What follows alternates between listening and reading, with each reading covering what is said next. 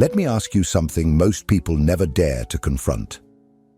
Are you actually living, or just enduring life until the next chance to escape it? Be honest. Do you wake up on Monday already counting the hours until Friday? Do you fantasize about your next vacation while scrolling numbly through social media during your lunch break? Do you need alcohol, endless Netflix episodes, or a weekend of distractions just to tolerate the weight of your daily existence? If your strategy for life is to survive 5 days just to feel alive for 2, if you live in constant anticipation of temporary relief, you're not living. You're surviving. Worse, you're escaping. But escaping from what? Maybe it's the job that drains your soul, the obligations you never questioned, the lifestyle you've built based on what others told you success should look like. You chase promotions, buy things you don't need, attend social gatherings out of obligation, and tell yourself this is normal, that this is adulthood, that everyone feels this way. But what if I told you that's a lie? Henry David Thoreau once wrote, "The mass of men lead lives of quiet desperation." And it's still true, maybe now more than ever. The desperation is no longer loud, it's silent, polished, hidden behind curated Instagram stories, workaholism, weekend plans, and the endless need to treat yourself. You've built a life that requires constant escape because it was never built to nourish you in the first place. It was built to impress, to conform, to maintain an identity handed down to you by society. Thoreau didn't say you need better vacations. He didn't say you need more dopamine hits, more followers, or a better job title. What he discovered was something much more radical, and something terrifying for anyone trapped in the illusion of modern success. You don't need better escapes. You need a better life. And no, that doesn't mean running off into the woods to live in a cabin, although that's what Thoreau did for a time. It means waking up. It means rebuilding your existence from the ground up, not based on what's expected of you, but based on who you really are. This video isn't here to give you productivity hacks.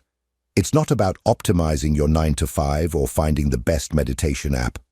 This is about burning the blueprint you were handed and designing your life deliberately, with intention, with courage, and with honesty. Because once you build a life aligned with your true self, you no longer need to escape from it. You actually want to be in it. So before we move on, I'll ask again, are you living a life that sustains you, or a life that you have to constantly escape just to survive?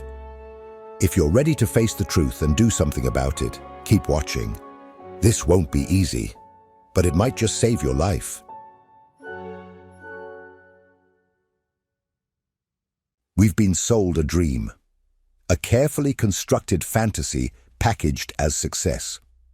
From the moment we enter the world, the script is handed to us. Go to school, get good grades, land a respectable job, buy a house, get married, raise children, work until retirement, and then, finally, maybe you'll have time to live. That's the myth. That's the cage. And most people never question it. They chase the milestones like ticking boxes on a checklist, believing that if they follow the formula, happiness will follow.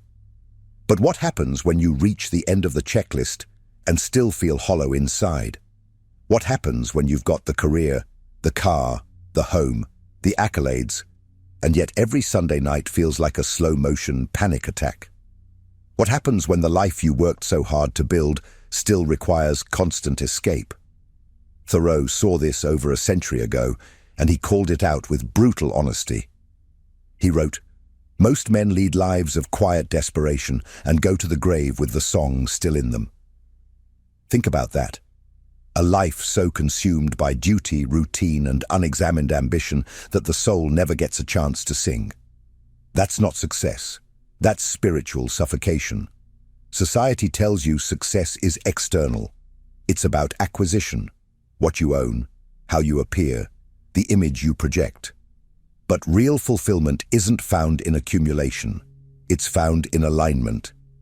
And the tragic irony is this: The more you chase what society calls success, the more disconnected you often become from yourself.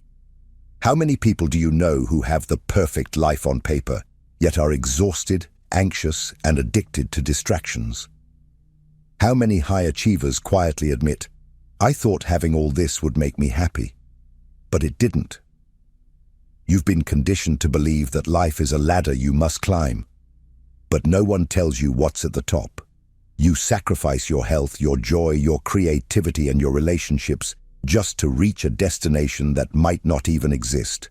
And worst of all, when the emptiness sets in, you blame yourself.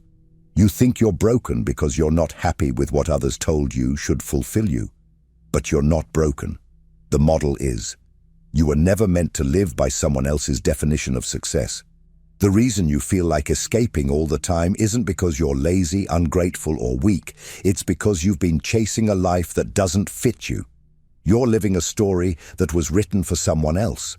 So the real question becomes, what is it that you actually want?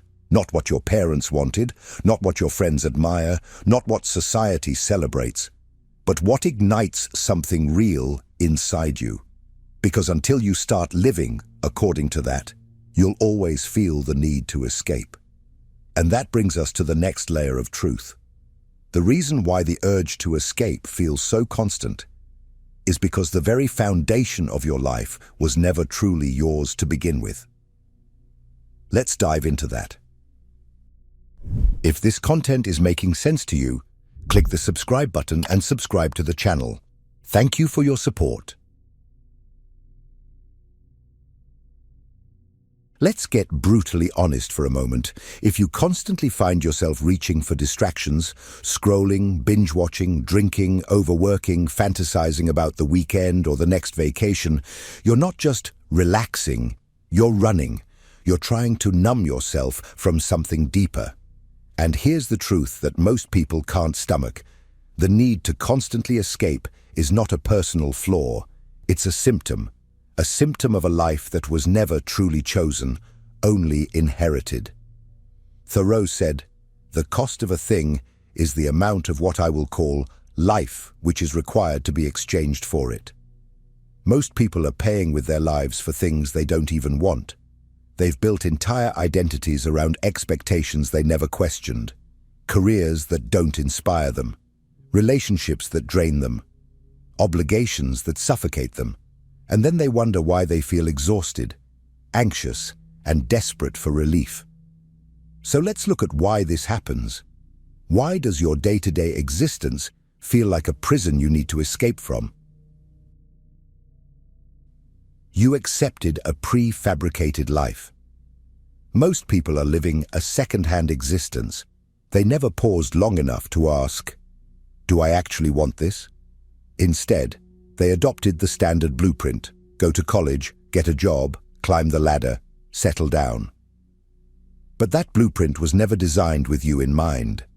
It was designed to produce obedient workers, predictable citizens, compliant consumers, not fulfilled human beings, and because you never questioned the design, you ended up trapped in a life that doesn't fit your soul.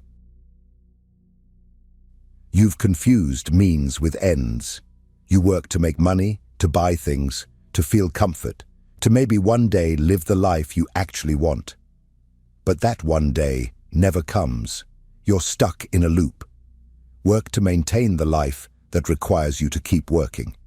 You're using the best years of your life as a means to an end that keeps moving further away. That's not strategy. That's slow death. Thoreau saw it clearly. We build our lives as tools for a future that never arrives. You are paying for your life with your life, he'd say. You've overcomplicated your existence. Every new possession, every new commitment, every new necessity adds complexity. You convince yourself you need the bigger house, the newest phone, the upgraded car. But with each upgrade, the cost increases, not just in money, but in freedom. You work longer hours to pay for the lifestyle that chains you to the very job you hate. That's not progress. That's a more expensive cage. You're starving for primary experiences. Your life is mediated. Everything is filtered through screens, through brands, through algorithms. When was the last time you felt the dirt under your feet, heard silence without music or podcasts, created something with your hands just for the sake of it? Thoreau lived by a lake not to escape life, but to return to it. I went to the woods because I wished to live deliberately, to front only the essential facts of life, he wrote. The modern world has severed you from those essentials, and now you're trying to compensate with dopamine and distraction. So let's be clear, you don't need more motivation. You don't need better productivity habits. You don't need another self-help book to convince you to keep pushing through a system that's slowly killing you. What you need is to wake up. You keep trying to escape your life because deep down, you know something is profoundly wrong. You were never meant to live like this. But if the escape is just a signal, then maybe the solution isn't more escape. Maybe the solution is a total reconstruction, and every reconstruction begins the same way, by stripping things down to their essence, by removing the excess, by simplifying. Most people think the solution to their stress is addition. Add a new habit, add a better planner, add another course on productivity, add meditation, a side hustle, a new supplement, a new strategy. But what if the real solution isn't addition, it's subtraction? Thoreau understood something that most of modern society refuses to accept. Complexity is a trap. Every layer of complexity you add to your life, every unnecessary obligation, every new subscription, every commitment rooted in fear or image, tightens the noose. You don't feel tired because you're weak. You feel tired because your life is bloated with things that don't belong to you. His advice was simple, almost childlike in its clarity. Our life is frittered away by detail. Simplify, simplify. Let's talk about what that actually means. Because this isn't about minimalism as aesthetic. This isn't about white walls and Instagram-friendly decluttering. This is about radical honesty. This is about looking at every part of your life and asking one brutal question. Does this give me life or take it from me? Start with your obligations, your job, your house, your schedule, your inbox, your social life. For each, ask, if I removed this, what would I actually lose?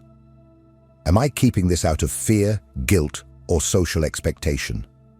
What would I do with the energy I get back if this was gone? Imagine reducing your housing costs by living in a smaller space, not because you're settling, but because you're liberating your time and attention. Imagine canceling 80% of your social commitments and only saying yes to the 20% that nourish you. Imagine eliminating every digital service you don't actively use and watching your mental clutter vanish with it. Because here's the hidden truth. Every single thing you own, manage, or maintain is a silent contract. It demands your time, energy, attention, and money. And most of those contracts were signed unconsciously. Now you're drowning in the fine print of a life you didn't even choose. Simplicity isn't just about having less. It's about creating space for more of what actually matters. Peace, depth, clarity, presence. When you simplify, you no longer live under the tyranny of maintaining a lifestyle that doesn't reflect your values. You no longer have to work extra hours to sustain things that don't matter. You stop building a life around compensation and start building it around intention. And suddenly, a strange thing happens. The urge to escape begins to disappear. Because when your life is no longer filled with things that weigh you down, you stop fantasizing about escape. You're no longer desperate for breaks or distractions because your everyday life isn't suffocating you anymore. You wake up and there's air in your lungs. You move through the day with space around your thoughts. You don't feel like you're being pulled in 100 directions. You're actually here, fully, finally. But simplifying alone isn't enough. Once you've stripped away the excess, you're left with a new question, maybe the most important one. What do I do with the life I've reclaimed? That brings us to the next step, because now that you've created space, it's time to rebuild. But this time, we do it right. This time, we build around your truth. Here's the uncomfortable truth. Most people are selling the most precious currency they have, their life energy, for things they don't even believe in. You wake up, drag yourself out of bed, sit in traffic, or log on to Zoom with dead eyes, and then spend 8, 10, sometimes 12 hours doing something that feels meaningless. And for what? A paycheck? A status title? A sense of security that never really arrives? Let's be honest, if your job requires you to deaden your soul 5 days a week, just so you can live a little on the weekend, then what you're doing isn't work. It's spiritual attrition. And the longer you do it, the more of yourself you lose. Thoreau didn't say don't work. He wasn't romanticizing laziness or idleness. He was asking a much deeper question. What is worth trading your life for? And make no mistake, that's what work is, a trade. Every hour you work is an hour of your finite life. Once it's spent, it never comes back. Most people never calculate the true cost of their lifestyle. They only look at the price tags on objects, but not the price tags on their time. So let's do it differently. Let's look at life as the ultimate currency. Ask yourself, how many hours of your life do you sell each month just to sustain the lifestyle you've built? Not to thrive, not to grow, just to stay afloat. You earn a salary, but subtract the hours spent commuting, decompressing from stress, distracting yourself to tolerate it all. Then, subtract the time you lose recovering emotionally. What's left?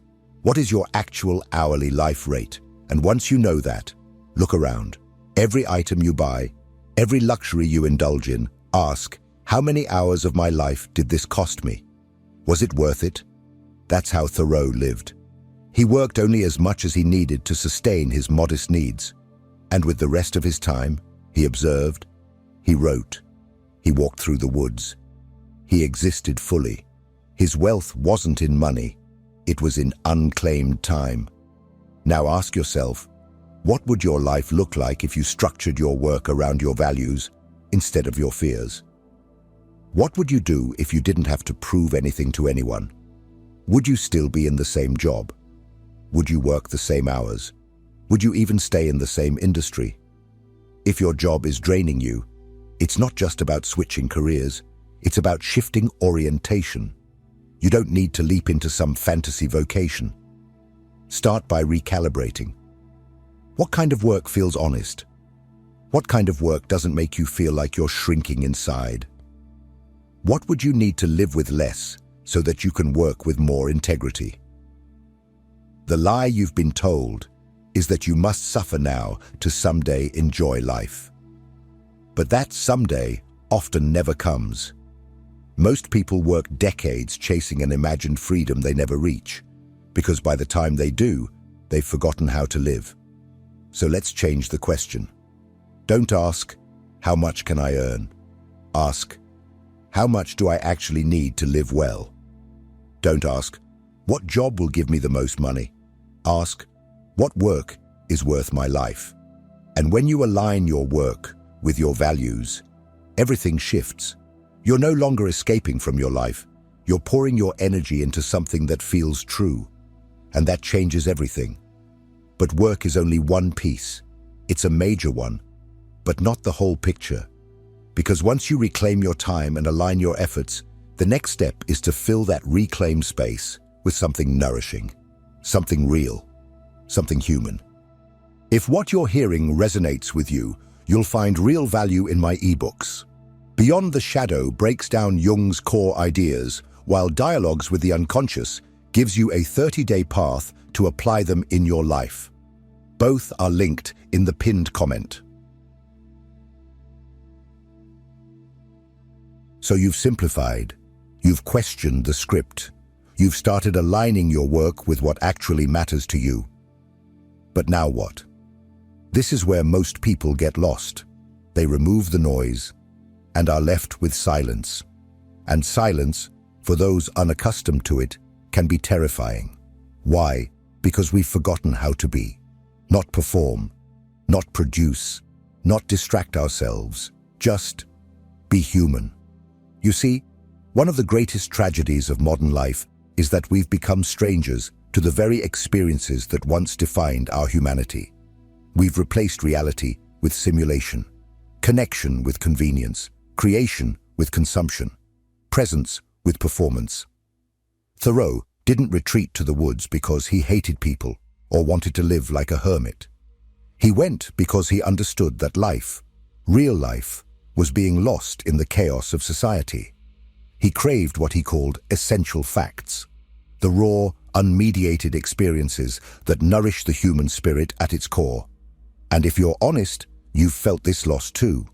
You scroll through nature photos instead of walking through the forest. You text instead of having a real conversation. You buy food wrapped in plastic, microwaved and processed instead of cooking a simple meal with your hands. You spend more time watching other people live than living yourself. And then you wonder why you feel numb, why you feel like something's missing. Because it is missing. What you're missing is realness, contact, earth, movement, silence, creation, slowness, attention. These are not luxuries. They are biological and psychological necessities. When denied these primary experiences, the human psyche begins to erode, slowly, silently, and often without awareness. So how do you reclaim them? Start small, but deliberately. Every day, carve out time for one unmediated experience. Step outside. No podcast, no phone. Just observe. Let your senses reawaken. Smell the air. Watch the way light moves across the ground. Let boredom surface and pass without filling it. This isn't a spiritual exercise. It's a biological reset. Create something with your hands. Anything. Cook a real meal. Plant something. Fix something. Write, draw, paint, build. Your brain is wired for creation, not just consumption. Every act of creation re-establishes your agency in the world. It reminds you that you are not just a passive observer, you are a participant. And then, most importantly, get comfortable with silence. Not silence as in absence of sound, but silence as in absence of distraction. Let your own thoughts rise without panic. Let your internal world speak again. You've buried it under years of noise, and it's dying to be heard. You'll be amazed how quickly the compulsive need for digital escape starts to fade. You'll realize the anxiety wasn't random. It was withdrawal from real life. You weren't overstimulated because of too much information. You were starving for depth. And when you feed that hunger with real primary experiences, your nervous system remembers. Your spirit remembers. Reconnecting with the basics of being human isn't regression, it's revolution.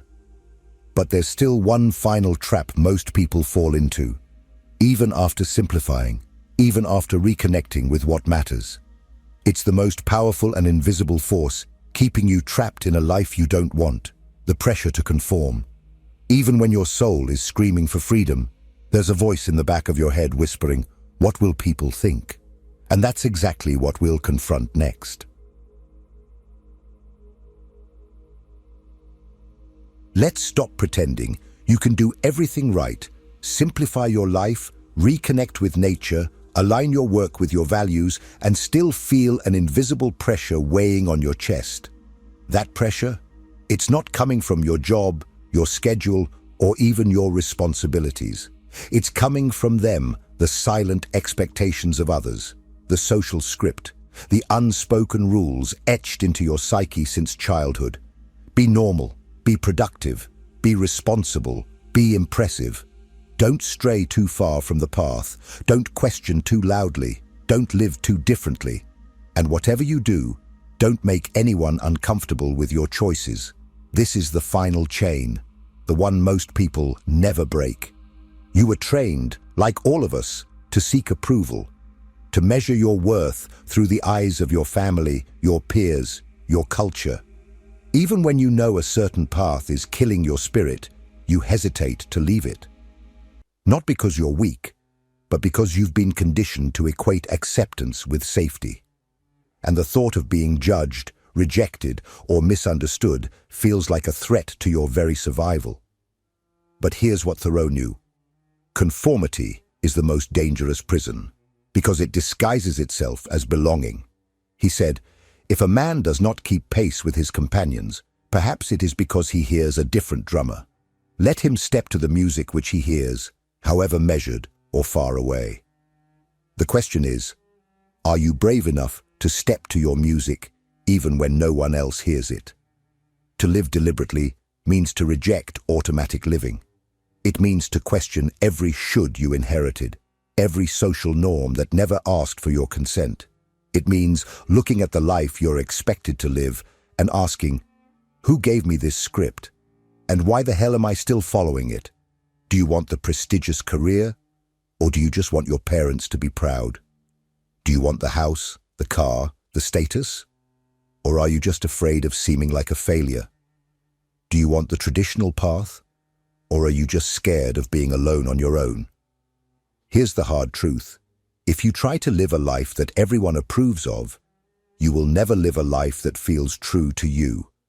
You'll just be another ghost, present but not alive. Living deliberately requires a kind of courage most people never develop. The courage to say, no, I will not live a life of quiet desperation.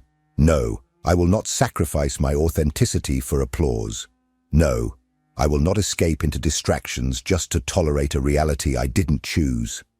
And yes, people will judge you. You'll be called irresponsible, unrealistic, maybe even selfish. But none of that matters, because they are not the ones who have to wake up inside your life every day. You are. And if that life isn't yours, then no amount of approval will ever fill the void. But when you finally stop asking for permission, something shifts. You begin to feel grounded, clear, alive. You stop needing to escape because your life no longer feels like a cage. You've burned the old script, and you're writing your own. That's the freedom Thoreau discovered, and it's not reserved for philosophers in the woods. It's for anyone willing to stop running and start choosing. Now it's your turn. So here's what I want you to do. Go to the comments and tell me one thing you're ready to stop doing just because it's expected of you. One should you're ready to question. One part of the social script you're ready to tear up. Let this be the start, not of another escape, but of a return to yourself. And if this video hits something deep in you, don't stop here. Watch the next video. It's important. You'll understand why once you see it. You're not here by accident. You're waking up.